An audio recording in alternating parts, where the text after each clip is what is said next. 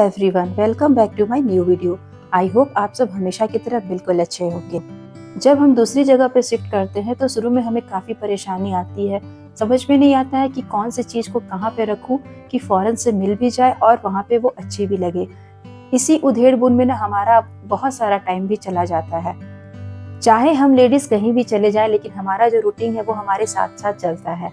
तो यहाँ भी घर के जो काम है वैसे ही होते हैं जैसे पुराने घर में होते थे। सुबह के टाइम पर जल्दी उठना, पूजा पाठ करना, घर की साफ सफाई और ऐसे छोटे-छोटे बहुत सारे काम होते हैं जो दिन भर में हम निपटाते हैं। इस बात को मैं गारंटी के साथ कह सकती हूँ कि अगर आप सुबह के टाइम पर जल्दी उठते हैं तो आपके बहुत सारे जो काम है ना वो टाइम पर पूरे हो जाते हैं। एक तो हमारा नहाना धोना हो जाता है और साथ के साथ पूजा पाठ भी कंप्लीट हो जाता है। मेरी एक आदत है कि जब तक मैं नहा करके पूजा पाठ ना कर लूं तब तक अन्न का एक दाना मेरे मुंह में जाता ही नहीं है। तो इसीलिए मेरी हमेशा से ये कोशिश रहती है कि सुबह जल्दी उठ करके पूजा पाठ कंप्लीट कर लूं और उसके बाद ही किचन में एंटर करूं। बिना नहाए मुझे किचन का काम करने में भी अनईजी फील होता है। नहा धो करके किचन में जब एंटर करती हूँ तो बहुत ही अच्छा महसूस होता है, फ्रेश सा लगता है और खाना बनाने में भी मन लगता है। बहुत लोगों की ऐसी आदत होती है कि वो बासी मुंह ना चाय भी पी लेते हैं, नाश्ता भी कर लेते हैं, उसके बाद आराम से पूजा पाठ करते हैं, या तो फिर चाय पीने के बाद, नहाने के बाद पूजा पाठ करते हैं, तब तक उन्हें 12 बज जाता है। तो आप सोचिए उस टाइम पर अगर आप नाश्ता करोगे तो खाना कब खाओगे? इससे ना खाने का जो संतुलन है वो बिगड़ जाता है और फिर हमें बहुत सारी बीमारियों का सामना भी करना पड़ता है। अगर आपकी डाइट अच्छी है और अगर आप सही टाइम पर खाना खा रहे हैं तो फिर बीमारियां आपसे बहुत दूर रहेगी। लेकिन अगर आपके खाने का संतुलन थोड़ा भी गड़बड़ाता है तो फिर आपको परेशानी झेलनी ही पड़ेगी। ऐसी बहुत सारी चीजें होती है ना जो हम अपनी गलती से सीखते हैं या फिर किसी दूसरे को देखकर ही सीखते हैं। पहले मुझे भी सुबह उठने की ऐसी आदत नहीं थी, लेकिन जब मैं जॉब करने लगी तो सुबह मुझे उठ करके सारा काम घर का करना होता था, जैसे कि झाड़ू पोछा लगाना, फिर अपना लंच तैयार करना। तो उस टाइम से ना मुझे सुबह उठने की आदत सी हो गई है और अब सुबह उठ करके अगर मैं नहा के पूजा पाठ ना करती हूँ तो ऐसा लगता है ना कि जैसे कुछ छूट रहा है। आई एम श्योर जो भी लेडीज इस तरीके का अपना रूटीन रखती हैं उनको भी ऐसा ही फील होता होगा। घर में अगर बच्चे होते हैं ना तो फिर हमें मन मार करके उठना ही होता है, क्योंकि उन्हें लंच भी देना होता है। एक टाइम के लिए आप हस्बैंड को ऑफिस के लिए लंच देना स्किप कर सकते हैं, लेकिन बच्चों को लंच देना स्किप हमसे नहीं हो पाता है। हम जो लेडीज हैं वो दुनिया के किसी भी कोने में रहे, देश में रहे या फिर विदेश में रहे, हमारा जो रूटीन है ना वो एक सेट हो जाता है कि सुबह उठना है, पूजा पाठ करना है, घर के सारे काम करने हैं, बर्तन झाड़ू पोछा सब कुछ कंप्लीट करना है। मैं अभी इंडिया से बाहर रह रही हूँ, लेकिन मेरा रूटीन जो है वही है जो मैं इंडिया में फॉलो करती थी, सेम रूटीन मेरा यहाँ पर भी वही है। घर के काम जो ऐसे होते हैं ना वो जो कभी ना खत्म होने वाले होते हैं, और हम लेडीज अपने घर के काम को बखूबी टाइम पर पूरा करने की पूरी कोशिश करते हैं और कई बार हम ऐसे एफर्ट्स भी लगाते हैं जिससे हमारे काम टाइम पर पूरे भी हो जाते हैं। मैं अपने घर के काम को किस तरीके से टाइम पर कंप्लीट करती हूँ या कोशिश करती हूँ वही मैं आप लोगों के साथ शेयर करती हूँ। कुछ भी ऐसी चीजें नहीं शेयर करती हूँ जो मैं नहीं करती हूँ। जब मैं श्रेया का यहाँ पर लंच बना रही होती हूँ तो लगे हाथ अपना भी ब्रेकफास्ट बना करके रख देती हूँ। देखिए दोस्तों, काम करने का ना एक तरीका होता है कि कैसे अपने काम को कम किया जा सके या फिर उसे फटाफट किया जा सके। अब कपड़े होते हैं तो हमें डेली वॉश करने ही होते हैं, तो जिस टाइम पर मैं नहाने जाती हूँ जितने भी कपड़े होते हैं सबको उसी टाइम पर वॉशिंग पाउडर में डिप करके रख देती हूँ, ताकि दो घंटे तो आराम से कपड़े मतलब भीग जाते हैं और फिर उसे साफ करना ईजी हो जाता है। जब तक यहाँ पर ब्रेकफास्ट बन रहा है, किचन की क्लीनिंग होगी, तब तक कपड़े पानी में डिप रहेंगे और मुझे साफ करने में आसानी भी होगी। जब किचन का काम खत्म हो जाता है ना तो सबसे पहले मैं किचन को ही क्लीन करती हूँ, उसके बाद दोनों कमरों के बेड को ठीक करती हूँ। किसी भी काम को करने में जल्दीबाजी नहीं करनी चाहिए, वरना वो काम 100% गड़बड़ हो ही जाता है। जहाँ तक किचन क्लीनिंग की बात है, मैं आराम से तसल्ली से करती हूँ। गैस स्टोव को भी बराबर पोंछती हूँ, पहले गीले कपड़े से पोंछती हूँ, जरूरत पड़ती है तो मैं उसे जाली से भी एक बार जरूर रब कर देती हूँ, क्योंकि तेल वगैरह अगर हम कुछ भी यूज करते हैं, अगर वो गैस पे गिर जाता है तो जलते जलते वहाँ पे बहुत ही गंदा दाग लग जाता है, जिससे वो बाद में छूटता नहीं है। तो मैंने मार्केट से ना एक इस तरीके का फोम लिक्विड लिया है और इससे जो चिकनाई है ना काफ़ी आसानी से क्लीन हो जाती है। मुझे यहाँ पर ये इस नाम से मिला है, आप इंडिया में सर्च करना, कोई ना कोई नाम से आपको मिल ही जाएगा, या फिर मिस्टर मसल्स करके कुछ किचन क्लीनिंग के लिए आता है, आप उसका भी यूज़ कर सकते हैं गैस स्टोव को क्लीन करने के लिए। किचन की जो क्लीनिंग है हमें हर टाइम करना चाहिए, जैसे कि किचन में अगर 3 टाइम का खाना बन रहा है तो हर बार खाना बनाने के बाद गैस स्टोव को, किचन की स्लैब को अच्छी तरीके से क्लीन करना ही चाहिए। अगर कुछ भी वहाँ पे खाने का अंश रहेगा तो उससे कॉकरोच, छिपकली, यहाँ तक कि चूहे भी आ जाते हैं। या फिर अगर हम कुछ तलने-वलने का काम करते हैं तो उसके छींटे भी इधर-उधर पड़ते हैं, तो उससे भी ना चिकनाई धीरे-धीरे जमती ही जाती है और फिर बाद में उसे साफ करने में हमें काफ़ी मेहनत करनी पड़ती है। तो इससे अच्छा है कि हर दिन किचन की क्लीनिंग करें, जितनी बार भी आप खाना बनाएँ, उतने बार किचन को अच्छी तरीके से क्लीन कर दें। अगर हम चिमनी यूज़ करते हैं तो चिमनी की भी सफाई बराबर हमें करनी चाहिए। हर 15 दिन पर उसे अच्छी तरीके से क्लीन करना चाहिए, वरना जो उसके होल है ना वो भी जाम होने का डर रहता है। फिर जो तेल वो एब्ज़ॉर्ब करता है वो एब्ज़ॉर्ब नहीं कर पाएगा और पूरी चिकनाई किचन में फैल जाएगी। तो यहाँ पर गैस की जो क्लीनिंग है अच्छी तरीके से हो गई और ऊपर की रॉड को भी मैंने यहाँ पर पोंछ करके बराबर से लगा दिया है।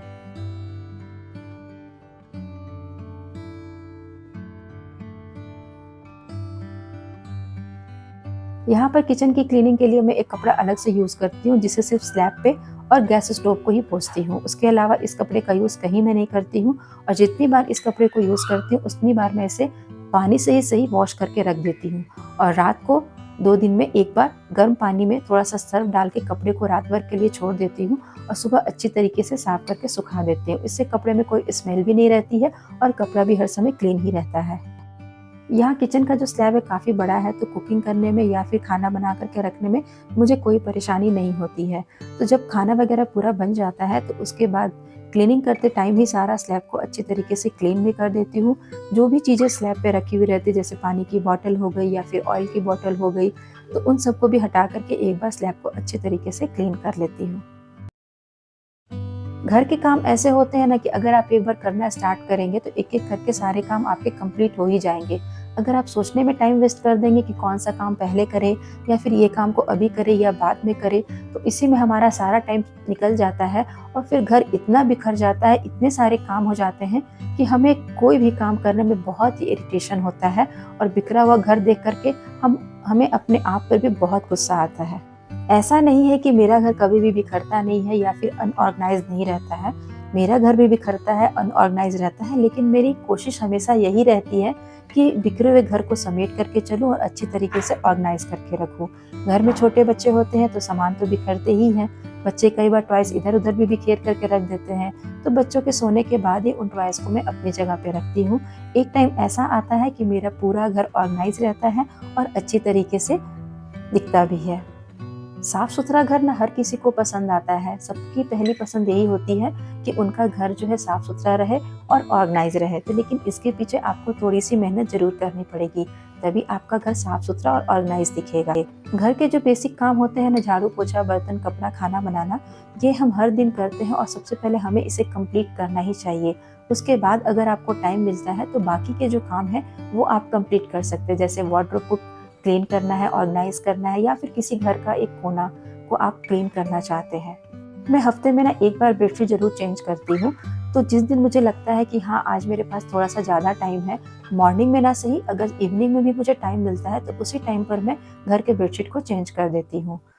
पहले वाले कमरे को तो मैंने सुबह ही क्लीन कर दिया था, अब बारी है दूसरे वाले कमरे को, तो इसको भी अच्छी तरीके से गीले कपड़े से झाड़ करके साफ-सुथरा कर दूँगी।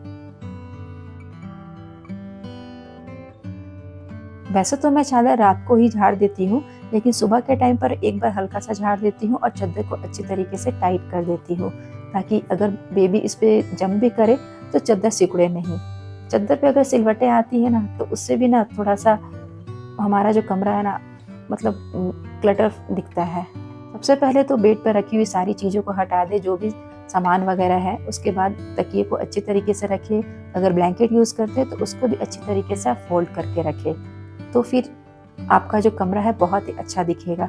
सुबह तो बाकी कपड़े मैंने डिप कर दिए थे और बाकी के जो कपड़े अभी यहाँ पर रखे हुए हैं, इन सबको भी लगे हाथ यहाँ पर मैं डिप कर दूँगी, ताकि जब पूरा काम कंप्लीट हो जाएगा और बेटू सो जाएगा तो उस समय मैं कपड़े आराम से वॉश कर सकूँ। बेटू के सोने के बाद ही मैं कपड़े वॉश करती हूँ और पोछा लगाती हूँ। बाकी जब तक वो जगा हुआ रहता है तब तक जितने काम मेरे निपट सकते हैं उतने काम मैं निपटा लेती हूँ। किचन क्लीन हो चुका है, दोनों कमरों की सफाई अच्छी तरीके से हो चुकी है। उसके बाद मैं वापस किचन में आ गई हूँ। एक तरफ मैंने दाल चढ़ा दी है, दूसरी तरफ मैंने चावल चढ़ा दिया है और यहाँ पर मैं आलू और गोभी दोनों को अच्छी तरीके से काट कर गैस पर बॉयल होने के लिए रख दूँगी। जब भी मैं गोभी का सब्जी बनाती हूँ या कोई भी आइटम बनाती हूँ तो सबसे पहले गोभी में थोड़ा सा हल्दी डालकर अच्छी तरीके से बॉईल कर लेती हूँ, तो उसमें सारे कीड़े भी निकल जाते हैं और गोभी भी अच्छी तरीके से क्लीन हो जाती है। घर की क्लीनिंग के साथ साथ ना थोड़ी बहुत डस्टिंग मैं हर दिन करती हूँ। ये माइनर टास्क में आता है, जैसे कि फ्रिज को आगे से क्लीन कर लिया, टीवी को क्लीन कर लिया, जो भी सामान इधर उधर रखे हुए हैं उन सबको हटा करके अच्छे तरीके से क्लीन कर लिया। अगर मुझे मेजर टास्क कंप्लीट करना है, जैसे कि फ्रिज की डीप क्लीनिंग करनी है या फिर किसी कमरे को डीप क्लीन करना है, तो जिस दिन मेरे पास एक्स्ट्रा टाइम होता है उस दिन इन सब कामों को मैं निपटाती हूँ। वैसे मुझे जरूरत नहीं पड़ती डीप क्लीनिंग की, क्योंकि मैं हर रोज थोड़ा ना थोड़ा क्लीन करते ही रहती हूँ। घर में जो डस्ट है ना वो कहीं बाहर से नहीं आते, चप्पल या जूते की मदद से आ सकते हैं, लेकिन जो टीवी वगैरह पे डस्ट होते हैं वो घर में जो हम झाड़ू लगाते हैं उसी से वो डस्ट उड़ करके उन सब पर बैठ जाते हैं। हर दिन डस्टिंग और क्लीनिंग करने से एक फायदा ये होता है कि डेली की जो डस्टिंग है ना वो फटाफट से हो जाती है। जो सेंट्रल टेबल यहाँ पर मैं यूज करती हूँ उसको भी बराबर पोंछती हूँ, क्योंकि उस पर भी थोड़ी बहुत डस्ट जम ही जाती है। बॉम्बे वाले घर में ज्यादा सामान मेरे पास था, तो टीवी वगैरह तो मैं हर दिन पोंछती थी, लेकिन ऊपर के साइड में जो भी मेरे पास शोपीस था उन सबको हफ्ते में एक बार मैं जरूर क्लीन करती थी। देखिए दोस्तों, घर खुद का हो या फिर रेंटेड हो, रहते हम खुद हैं तो उसे साफ सुथरा रखना भी हमारी ही जिम्मेदारी होती है। और एक साफ सुथरे घर में हर तरह से रौनक ही रहती है और माँ लक्ष्मी की भी कृपा हमेशा बनी रहती है। वैसे भी कहा जाता है कि घर हमारे पर्सनालिटी को रिप्रेजेंट करता है। आप खुद सोचिए, आप किसी के घर में जाते हैं और उनका घर अगर साफ सुथरा वेल ऑर्गेनाइज रहता है तो आपके मुंह से या फिर आपके मन में ये ख्याल जरूर आता होगा कि कितना अच्छा घर है, कितनी अच्छी तरीके से रखा है। तो हमें भी यही कोशिश करनी चाहिए कि हमारा जो घर है वो भी ऑर्गेनाइज रहे और क्लीन रहे। सोचने में टाइम वेस्ट ना करें कि कहाँ से करें, आज क्या क्लीनिंग करें। आपको जो सामने दिखता है वहां से काम स्टार्ट करें और क्लीनिंग स्टार्ट कर दें। घर के जो बेसिक काम है पहले उसे कंप्लीट कर लें, इस काम को आप बाद में करें जब भी आपको टाइम मिले। बस इन्हीं सभी बातों के बीच में मेरा खाना भी बन करके रेडी हो गया और साथ साथ आलू और गोभी की सब्जी भी यहाँ पर बन करके रेडी हो गई है। डस्टिंग हो गई, क्लीनिंग हो गई सारी, और खाना पीना भी बन गया। बच गया सिर्फ मुझे पोछा लगाना। तो बेटू अभी सोया नहीं है, जैसे ही वो सोएगा मैं फटाफट से पोछा लगा लूंगी और साथ के साथ कपड़े भी वॉश कर लूंगी। बच्चे घर में होते हैं ना तो काम को हमें बहुत ही सोच समझ कर पूरा करना होता है कि किस टाइम पर हम कौन सा काम करें कि बच्चे भी डिस्टर्ब ना हो और हमारा काम भी पूरा हो जाए। थोड़ी सी मेहनत हमें करनी पड़ती है, थोड़ा सा एफर्ट्स लगाना पड़ता है, तब जा करके हमें 100% रिजल्ट मिलता है। बच्चे अगर बड़े होते हैं तो कुछ हेल्प हम उनसे भी ले सकते हैं या फिर कुछ उन्हें ऐसी हैबिट सिखा सकते हैं जो हमारे लिए यूजफुल हो। जैसे खाना खाने के बाद बर्तन को सिंक में रखना, कपड़े अगर बाहर सूख रहे हैं अगर बच्चे ला सकते हैं तो वो ला करके रख दे, या फिर आपके घर में अगर मेड है तो काम में थोड़ी सी आपको हेल्प मिल जाएगी। मौसम ने अचानक से करवट ली और थोड़ा सा ठंडा हो गया तो मैंने सोचा कि चलो पकौड़ी बनाई जाए। तो मैंने यहाँ पर मटर का भबरा बनाया। जी हाँ, हमारे साइड में इसे मटर का भबरा ही कहा जाता है और खाने में बहुत ही स्वादिष्ट लगता है। इसे आप चाय के साथ भी खा सकते हैं। और यहाँ पर घर की क्लीनिंग पूरी तरीके से कंप्लीट हो गई है, लंच भी बन गया है और मेरा यहाँ पर लंच कंप्लीट भी हो चुका है। ये जो टोकरी है, आप इसे टोकरी कहे या फिर लैम्प कहे, मुझे तो ये लैम्प जैसा ही लग रहा है, लेकिन कहीं पे जगह नहीं मिल रही कि इसको मैं सेट करूं। और बेटू यहाँ पर अभी सो चुका है। खाना वगैरह सब कंप्लीट हो गया, बर्तन भी मैंने वॉश कर लिए हैं और अभी मटर का भबरा थोड़ा सा बनाया, बाकी श्रिया के लिए रख दिया है। जब वो आएगी तो गर्मा गर्म उसे भी दे दूंगी।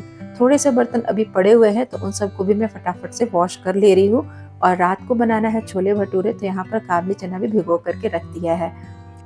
तो दोस्तों, मैं मधु अपने इस छोटे से वीडियो को यहीं पर एंड करती हूँ। आई होप ये वीडियो आप लोगों को अच्छी लगी होगी, तो वीडियो को लाइक और चैनल को सब्सक्राइब करना बिल्कुल भी ना भूलें। मिलती हूँ मैं आप लोगों से नेक्स्ट वीडियो में, तब तक के लिए टेक केयर दोस्तों, बाय बाय।